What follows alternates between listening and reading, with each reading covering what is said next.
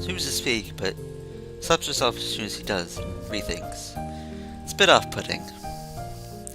I think... Tell me, do you have anything planned for Friday evening? Friday evening? No. Isn't that your flight to Scotland that next day? I don't think it'd be a good idea to tie yourself up before you even get there. You'll be alright. You needn't worry about me. I'll do this tomorrow evening. But I imagine Nako will be rather off for a while. That it's going to be tomorrow makes you grimace. But he's probably kind of throwing up from drinking so much while having such a low tolerance. Well, I don't intend whatever you're planning. What is it? Nothing usual, I assure you. Just a little excursion. You better be off, so. Can't imagine how late it is. Can't imagine it's long at all for curfew is here. Oh damn, curfew. I completely forgotten. Look at the clock next to Lee's bed. It seems to be some oddity without written numerals. This doesn't make sense given Lee's condition. I'm ready to risk all these security patrols giving it a scolding. I get up and decide to go to my dorm, as he says. Well then, I guess I'll see you in Nako tomorrow, assuming both of you manage to get up in the morning. Thank you for your concern, Asao. Until then. Then I make way out of her door into the hallway. Hope our idea will be a good one.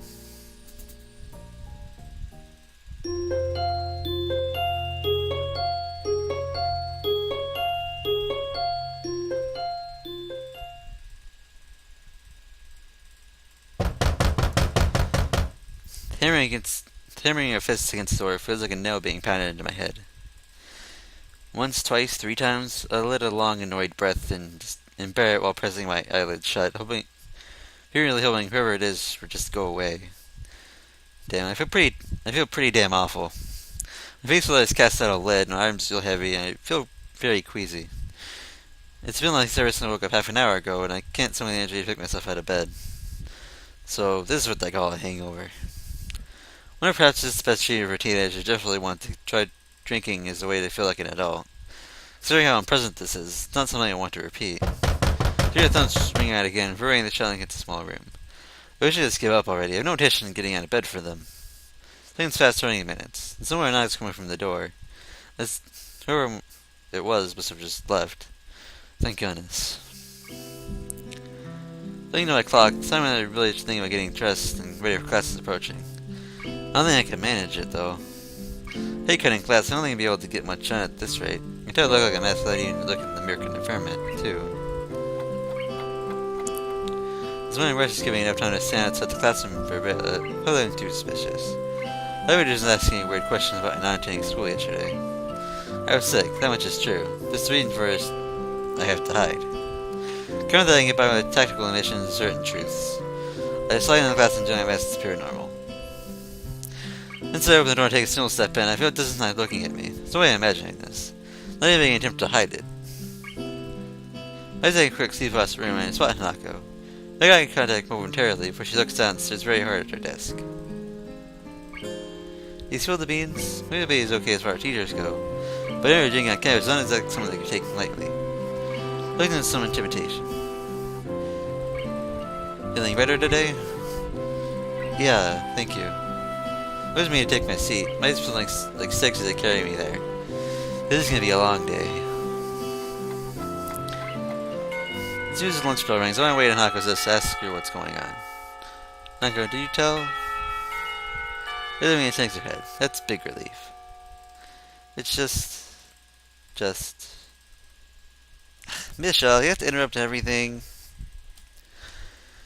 Well, hello there, Achan. Nice to see you again today.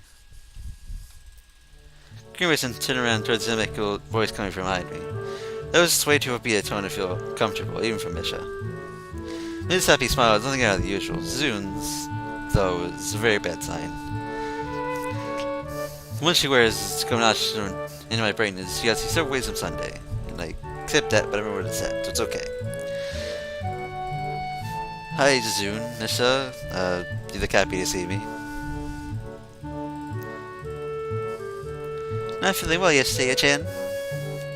No, I wasn't. But I feel better now, at least. That's good to know, Chan. But I get the feeling that Zune is leading me to a trap. So long you're not being completely serious. Oh, Noah-chan, we're genuinely pleased that you're all better now. He was probably overflowing with happiness. Only one way she could be like this. Oh no. In fact, we were quite worried about you, after all. You, Lily, and Haku were aiming for class on the same day. Yep, she's got us. So throw her like in sign defeat. Guess you have your own theories about this. Could you just kinda not tell anyone? It's a bit late for that, Chan. Oh, she's right, considering it looks like I was in her class. Still, things only seem a little vague suspicion and accusation, so we'll all be fine. Naga's face sinks a little farther, so that's the trouble for me, let alone her.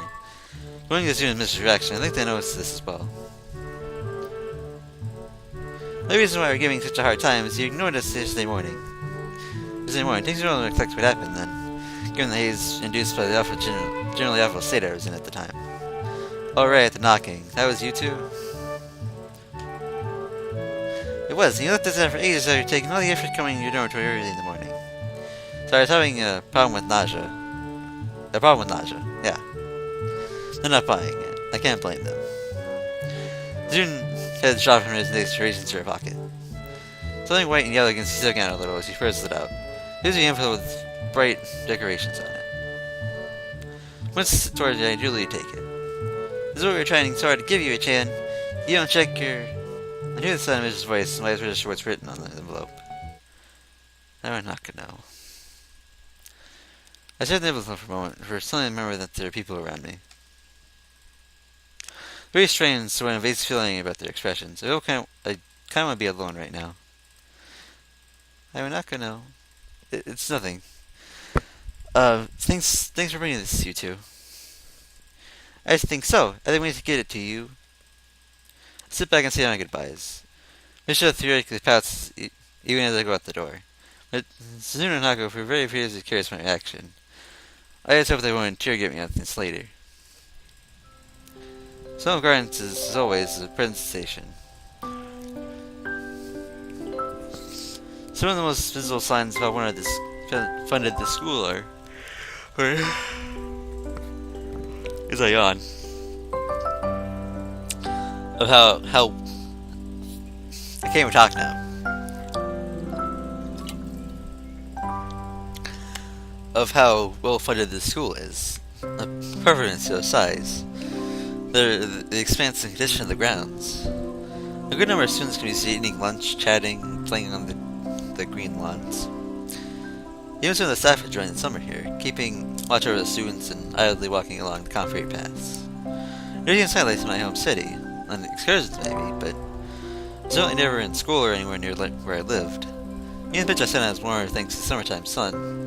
Reminded me that why I haven't worn the school blazer even once yet.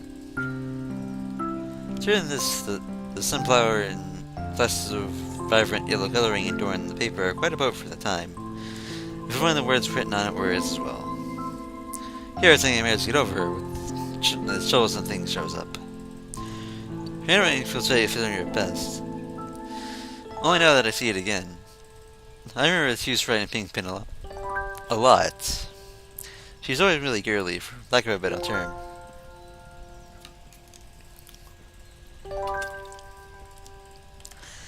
But she's also quite fragile. I never know if I liked the aspect of her or not. So, with the writer in this letter, the question seems to become largely moot. There again, there's some more an update on the status of things going on in her life.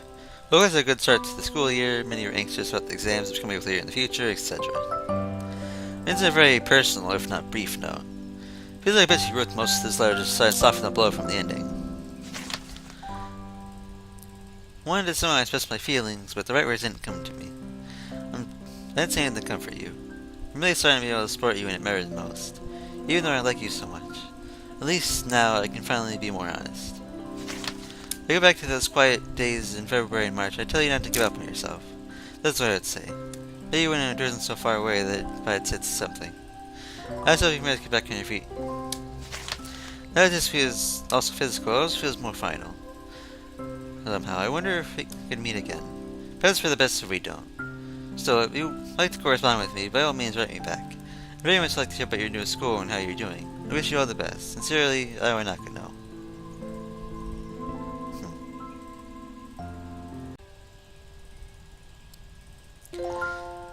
And so it's that. Our relationship is over.